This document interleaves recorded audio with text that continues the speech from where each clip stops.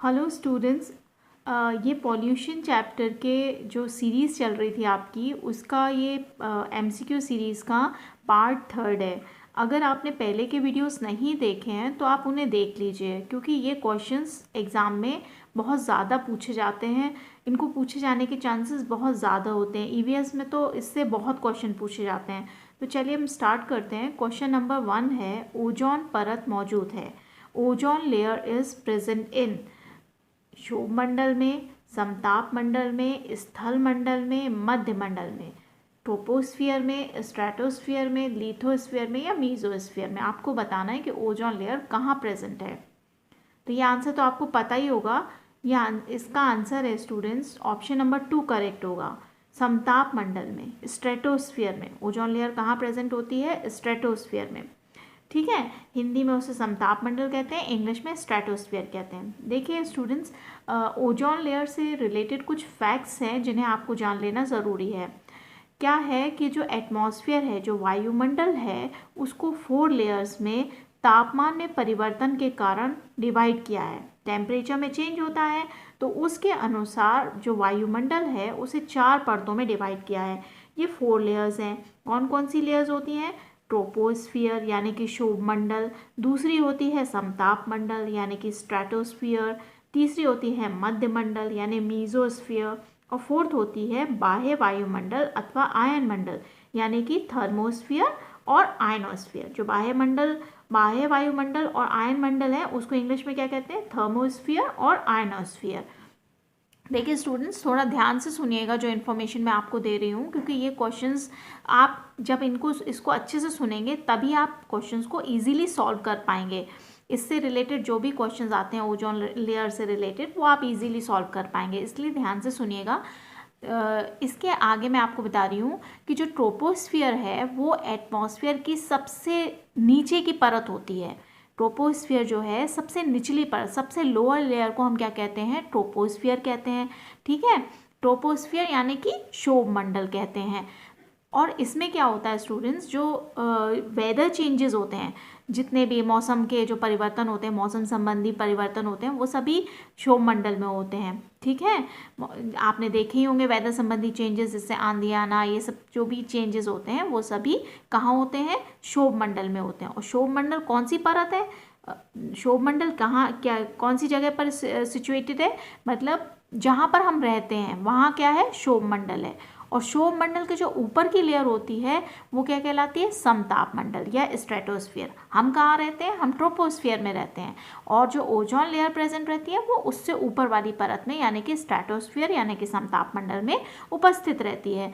जो ozone layer होती है मुख्यतः लोअर पोर्शन ऑफ स्ट्रेटोस्फियर। कहाँ रहती है ozone layer? Lower portion of stratosphere यानी कि समताप मंडल की जो नीचे की परत होती है, नीचे का भाग होता है, उसमें ये प्रेजेंट रहती है। अब ओजोन लेयर जो होती है अर्थ के सरफेस के लगभग 15 से 35 किलोमीटर ऊपर होती है। अगर हम ओजोन लेयर मतलब लगभग अनुमान है कि 15 to 35 किलोमीटर्स ऊपर है पृथ्वी की सतह से। तो ओजोन लेयर की डिस्कवरी पे भी कभी कभी क्वेश्चन आ जाता है। इसकी डिस्कवरी या खोज किसने की थी? 1913 में फ्रांस के एक भौतिक शास्त्री वैज्ञानिक थे जिन्होंने इसकी खोज की थी। उनका नाम था फेब्री चार्ल्स और हेनरी बुसोन। ठीक है, चार्ल्स फेब्री और हेनरी बुसोन, इन्होंने क्या किया था? ओजोन लेयर की डिस्कवरी की थी। ये फ्रांस के भौतिक शास्त्री थे। देखिए इसमें आगे जानते हैं कि जो ओजोन लेयर है उसमें ओजोन की हाई कंसंट्रेशन होती है। ओजोन लेयर में ओजोन जो है बहुत अधिक उच्च सांद्रता में प्रेजेंट रहती है। जो ओजोन मॉलिक्यूल होता है वो ऑक्सीजन के 3 परमाणुओं के मिलने से बनता है। तो ओजोन का फॉर्मूला क्या होता है? O3 होता है। तो ये जो ओजोन होती है ये समताप मंडल में एक लेयर के रूप में एक लेयर फॉर्म कर लेती है। ठीक है, अब कभी कभी क्वेश्चन ये आ जाता है कि ओजोन लेयर कहाँ पर पतली है? तो ओजोन लेयर जो है इक्वेटर के पास पतली है और पोल्स के पास कैसी है? मोटी है, थिकर है। ओजोन लेयर इक्वेटर के पास कैसी है? थिनर है, पतली है। और पोल्स के पास कैसी है? मोटी है, थिकर है। इससे रिलेटेड क्वेश्चन कभी कभी पूछ लिया जाता है। ठीक है। अब बताते हैं हम आपको कि ओजोन लेयर का वर्क क्या होता है, मतलब वो हमारे लिए क्या करता है, क्या करती है ये लेयर। तो ओजोन लेयर जो होती है सूर्य से आने वाली जो भी हार्मफुल जो अल्ट्रावायलेट रेज होती हैं जो हमारे लिए नुकसानदायक होती हैं उन्हें एब्जॉर्ब कर लेती हैं, उन्हें अवशोषित कर लेती है। ये रेज क्या करती हैं, जब इन्हें एब्जॉर्ब कर लेती है ये रेज स्ट्रेटोस्फीयर यानी समताप मंडल को क्या करती है, गर्म कर देती है और एक शील्ड या प्रोटेक्टिव लेयर के रूप में काम करती है, हमारे लिए एक रक्षक परत के रूप में काम करती है जो सभी सजीवों को हानिकारक अल्ट्रावायलेट रेज से क्या करती है, बचाती है। मतलब ये जो है ओजोन लेयर ये प्रोटेक्टिव लेयर की तरह काम करती है, एक रक्षक परत की तरह काम करती है और हमें हानिकारक अल्ट्रावायलेट रेज से बचाती है। इसके अलावा जो स्ट्रेटोस्फीयर है या समताप मंडल है इसमें क्या होता है, जो तापमान है, जो टेम्परेचर है वो कांस्टेंट रहता है, नियत रहता है, इसमें कोई एयर करेंट्स नहीं होती। तो इसलिए क्या होता है, जो वायुयान होते हैं मोस्टली इसी लेयर में उड़ते हैं। कभी कभी क्वेश्चंस पूछ लिया जाता है कि जो वायुयान होते हैं कौन सी लेयर में उड़ते हैं, तो और क्यों उड़ते हैं, क्यों उड़ पाते हैं वो, तो स्ट्रेटोस्फीयर में उड़ते हैं और स्ट्रेटोस्फीयर में क्या होता है, टेम्परेचर कांस्टेंट होता है जिसकी वजह से ये समताप मंडल में उड़ पाते हैं। ठीक है, तो वायुमंडल, अब इसके अलावा आपको एक और जानकारी दे देते हैं कि वायुमंडल में जो ओजोन का मापन है, जो मेजरमेंट किया जाता है वो एटमॉस्फेरिक ओजोन का, वो कैसे करते हैं। तो जो ओजोन है इसे डॉप्सन यूनिट में हम रिप्रेजेंट करते हैं। कौन सी यूनिट में, डॉप्सन यूनिट में इसको व्यक्त करते हैं। वायुमंडलीय जो ओजोन होती है वो स्पेक्ट्रोफोटोमीटर या डॉप्सन स्पेक्ट्रोमीटर द्वारा क्या की जाती है, मेज़र की जाती है। तो हम कह सकते हैं कि ozone layer thickness is expressed in terms of Dobson unit. Ozone layer की जो थिकनेस है वो डॉप्सन यूनिट में एक्सप्रेस की जाती है। तो आप इतना नहीं समझ पा रहे तो बस आपको ये समझना है कि जो स्ट्रेटोस्फीयर है उसमें ओजोन लेयर प्रेजेंट होती है, ठीक है, और इक्वेटर के पास ये पतली होती है और पोल्स के पास ये थिकर होती है, मोटी होती है, और ये क्या करती है, अल्ट्रावायलेट रेज को एब्जॉर्ब कर लेती है और इसी में क्या होता है, एरोप्लेन्स वगैरह उड़ते हैं। ठीक है, और इसका जो मापन है वो किस में करते हैं, डॉप्सन यूनिट में करते हैं, और इसको किससे मापा जाता है, स्पेक्ट्रोफोटोमीटर या डॉप्सन स्पेक्ट्रोमीटर द्वारा मापा जाता है। इसको एक बार और रिपीट करके देख लीजिएगा, आपको समझ में आ जाएगा। क्वेश्चन नंबर 2 है, ओजोन दिवस मनाया जाता है, ओजोन डे को कब सेलिब्रेट करते हैं, 30 जनवरी को, 21 अप्रैल को, 16 सितंबर को या 25 दिसंबर को, कब किया जाता है। बताइए स्टूडेंट्स का आंसर। इसका आंसर होगा सितंबर 16 को। ऑप्शन नंबर 3 जो होगा करेक्ट होगा। ठीक है, देखिए संयुक्त राष्ट्र महासभा, United Nations General Assembly UNGA, इसने ईयर 1994 में 16 सितंबर को या 16 सितंबर को ओजोन परत के संरक्षण यानी कि प्रोटेक्शन के लिए यानी कि उसके बचाव के लिए इंटरनेशनल ओजोन डे या अंतर्राष्ट्रीय ओजोन दिवस के रूप में मनाने की घोषणा की। मतलब 16 सितंबर का दिन उन्होंने ओजोन परत के संरक्षण के लिए मनाने की घोषणा की। ठीक है, अंतर्राष्ट्रीय ओजोन दिवस के रूप में इस दिन ओजोन परत के प्रोटेक्शन के लिए या संरक्षण के लिए जो 1987 में मॉन्ट्रियल प्रोटोकॉल बनाया गया था उस पर हस्ताक्षर किया गया।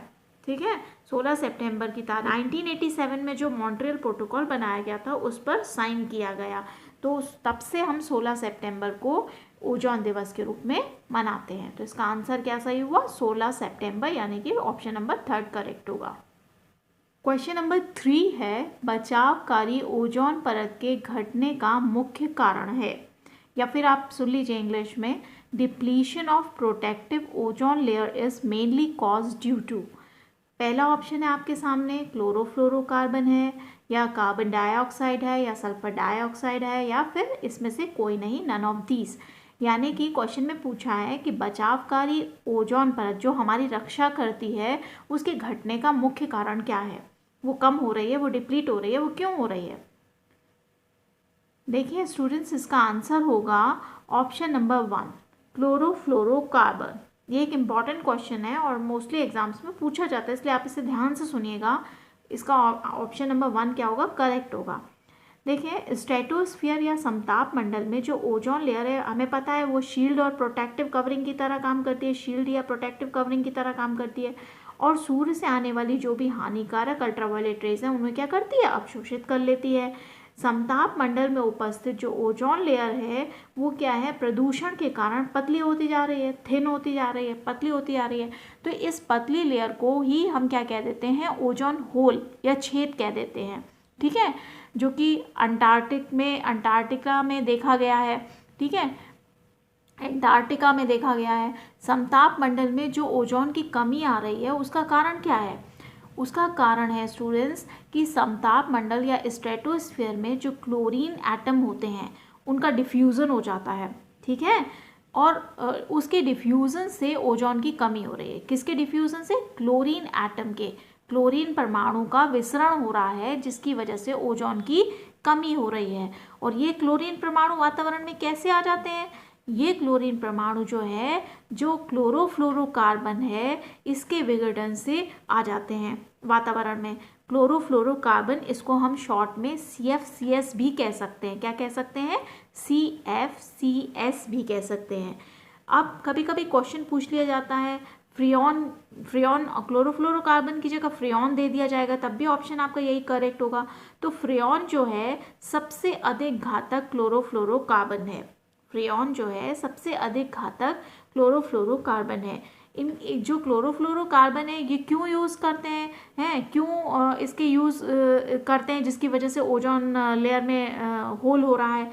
तो इसका यूज़ जो है एयर कंडीशनर्स, रेफ्रिजरेटर, सोफ़ों में जो फोम लगते हैं उनमें, उनको बनाने में, एरोसोल स्प्रे में, इन सब में यूज़ होता है इसका। इन चीज़ों का प्रोडक्शन करने के लिए इस क्लोरोफ्लोरोकार्बन का क्या होता है, यूज़ होता है। तो जो मॉन्ट्रियल प्रोटोकॉल जो संधि थी, मॉन्ट्रियल प्रोटोकॉल जो था वो जो है उसने क्या किया, क्लोरोफ्लोरोकार्बन, हाइड्रोक्लोरोफ्लोरोकार्बन या फिर कार्बन टेट्राक्लोराइड, इन सब पे, मतलब जितने भी जो ओजोन को नुकसान पहुंचा रहे थे उन सब के उत्पादन पर क्या लगा दी गई है, उस प्रोटोकॉल के अनुसार उसके उत्पादन पर रोक लगा दी गई है, जो ओजोन लेयर को क्या कर रहे हैं, नष्ट कर रहे हैं, खराब कर रहे हैं, ठीक है, होल कर रहे हैं उसमें। तो उन पे रोक लग गई है मॉन्ट्रियल प्रोटोकॉल के अनुसार। आशा है स्टूडेंट्स समझ में आया होगा आपको, और अगर नहीं आया तो आप फिर से रिपीट करके देख सकते हैं। ये नंबर 4 है स्टूडेंट्स, वाटर पोल्यूशन होता है, जल प्रदूषण होता है, बताना है किससे होता है, किसके कारण होता है, हवाई जहाज़ से, स्मोक से। नंबर 3 है स्वचालित वाहनों से यानी कि ऑटोमोबाइल से। 2,4-D और कीटनाशकों से, कीटनाशक यानी पेस्टिसाइड से। तो आपको बताना है कि वाटर पोल्यूशन किससे होता है, बताइए स्टूडेंट्स। इसका आंसर होगा स्टूडेंट्स, इसका आंसर होगा ऑप्शन नंबर 4 करेक्ट होगा, 2,4-D और पेस्टिसाइड से। जो 2,4-D है वो एक वीडीसाइड है। देखिए स्टूडेंट्स, जो ड्रिंकिंग वाटर होता है, जो पीने के काम आने वाला जो जल है, उसका जो प्रदूषण, उसमें जो प्रदूषण हो जाता है यानी कि पोल्यूशन हो जाता है, कैसे हो जाता है, क्योंकि उसमें डिजीज़ उत्पन्न करने वाले bacteria, viruses, detergents, industrial waste, weedicide, organic substance, बहुत सारी चीज़ें क्या होती हैं उसमें पहुंच जाती हैं, ठीक है, और रासायनिक उर्वरक वगैरह। तो ये सब जो मिल करके क्या करते हैं, पीने के जल को क्या कर देते हैं, प्रदूषित कर देते हैं। जैसे हम लोगों ने इंडस्ट्रीज से निकल रहा है वेस्ट, या फिर जो घरों से निकल रहा है डिटर्जेंट वगैरह, और जो बैक्टीरिया प्रेजेंट है पानी के अंदर जो डिजीज़ उत्पन्न करते हैं, ये सब प्रेजेंट होने से, और जो हमने जैसे क्या कहते हैं केमिकल फर्टिलाइज़र का प्रयोग किया, पेस्टिसाइड्स का प्रयोग किया, तो ये सब क्या होता है पानी में चले जाते हैं और वहाँ पर वाटर प्रदूषण का क्या करते हैं, कारण बनते हैं।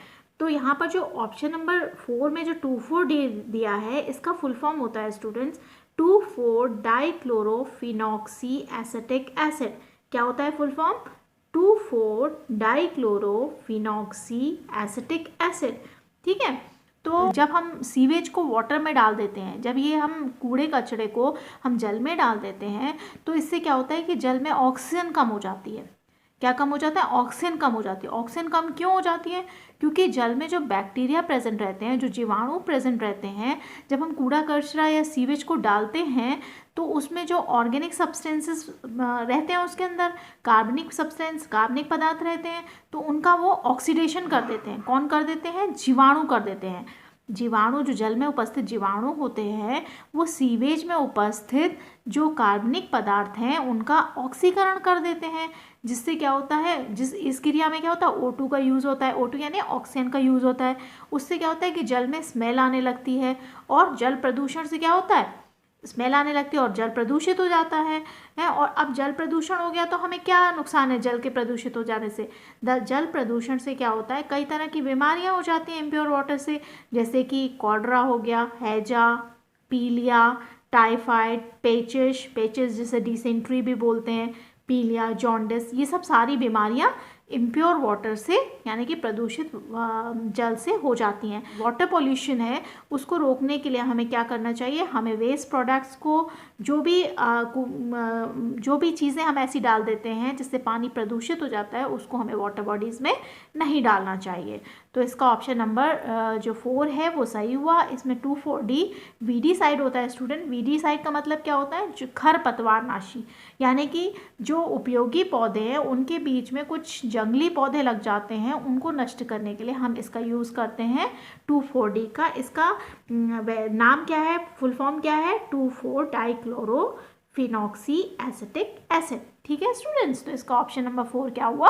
करेक्ट हुआ।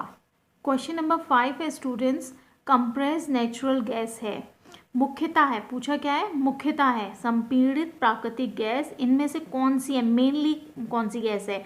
प्रोपेन, मीथेन, एथेन, ब्यूटेन, कौन सी गैस है? तो इसका आंसर होगा स्टूडेंट्स, क्या होगा बताइए?